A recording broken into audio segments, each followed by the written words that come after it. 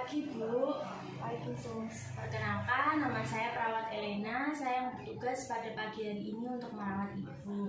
Sebelumnya saya izin untuk mengecek gelang namanya terlebih dahulu ya, Bu. Apakah sudah sesuai atau tidak? Permisi ya, Bu. Saya cek, bisa disebutkan nama dan tanggal lahirnya. Jani, 17 September 1987. Baik, sudah benar ya, Bu.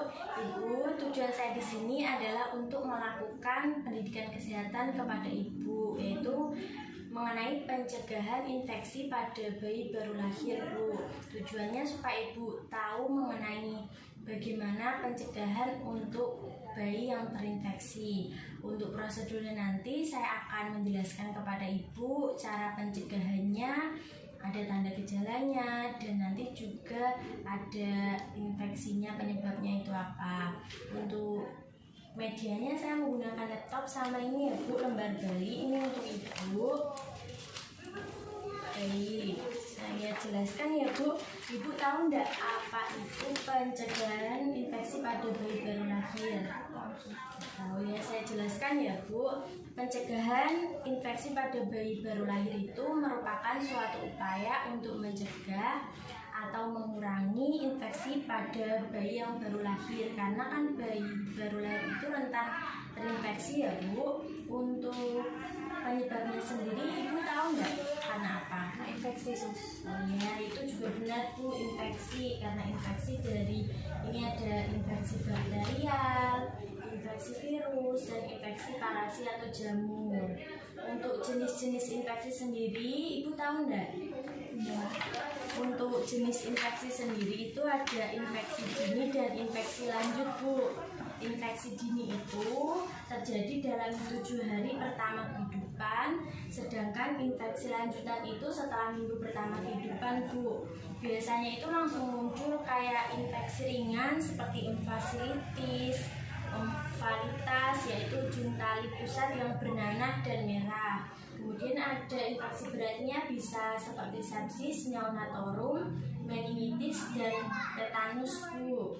Gejalanya sendiri itu, Bu, biasanya adik akan suhunya tinggi dan diare yang berkepanjangan, dan seringkali yang terjadi itu ada kemerahan di area yang terinfeksi, Bu.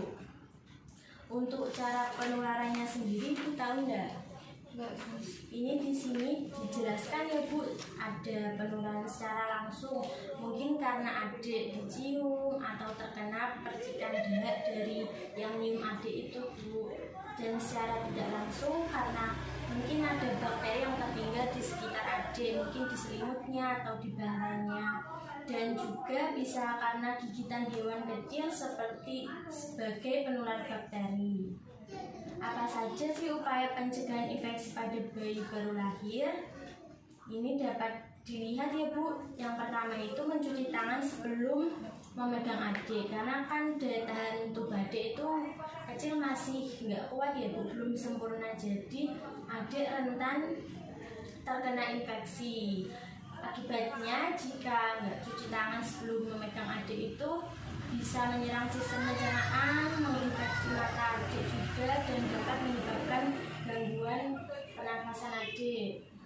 Selanjutnya menjaga tali pusat selalu keadaan bersih dan kering, dan meletakkan popok di bawah tali pusat. Kan kadang ada yang meletakkan tali pusat di dalam popok gitu kan, Bu, takutnya lembab dan itu jadi sarang penyakit atau virus. Kemudian ini ada tidak memberi apapun pada tali pusat. Kan tali pusat biasanya sudah dikasih selop gitu kan, Bu.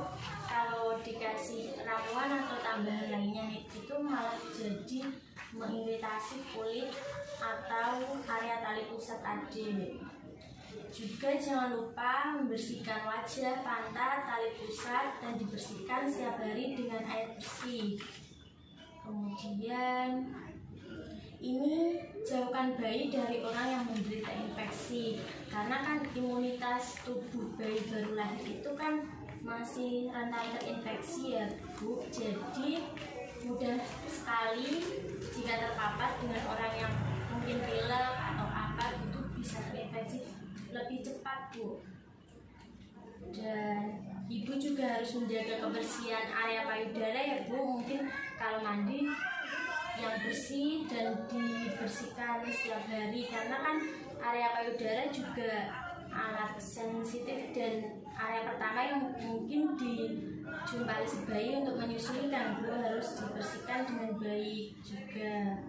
Kemudian memastikan siapapun yang memegang adik itu cuci tangan Bu. Kalau nggak cuci tangan takutnya menularkan infeksi gitu ya Bu. Ini ada 6 langkah cuci tangan seperti gini Bu, dan gini, dan gini. Sekarang Ibu coba.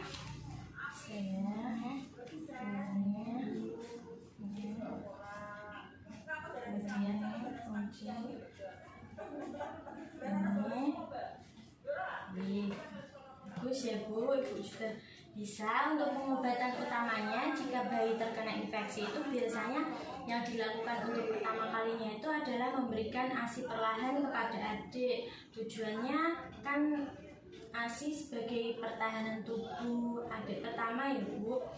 Kemudian ada suhu bayi yang tinggi, dapat dikompres hangat, serta jangan lupa melakukan rutin tali pusat dengan menggunakan seleb pneumisin atau bacitracin pada tali pusat sesuai indikasi ya Bu.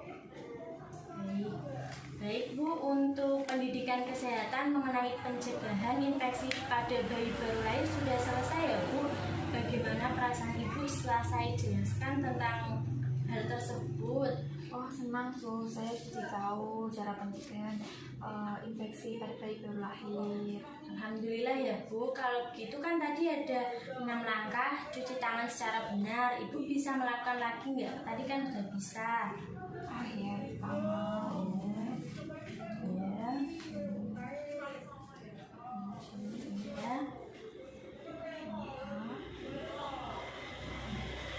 Hebat sekali ya Ibu, langsung hafal cara mencuci tangan.